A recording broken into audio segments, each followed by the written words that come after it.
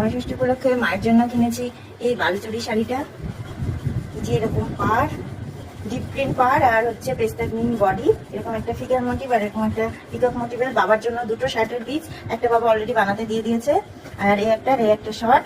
এবার আর প্যান্টের পিস কিনিনি। আর আমি নিয়েছি এই একটা শাড়ি, আর একটা শাড়ি আছে ওটা আগমনী বাসন্তী থেকে কিনেছি, অনলাইনে সেটা দেখাচ্ছি। আর এগুলো সবই যশোরেশ্বরী বস্ত্রালয় থেকে কেনা। আর আমার বর নিয়েছে এই একটা শার্ট, মানে আমার মা টাকা দিয়েছিল সেটা দিয়ে কেনা, এই একটা প্যান্ট আর এই একটা শার্ট। আর ছেলের জন্য নেওয়া হয়েছে এই একটা জিন্সের প্যান্ট, এই একটা সবসময় ও জিমে যায় সেই প্যান্ট, আর এই একটা শার্ট আর এই একটা টি শার্ট। তো জানিও আমাদের জামাই ষষ্ঠীর।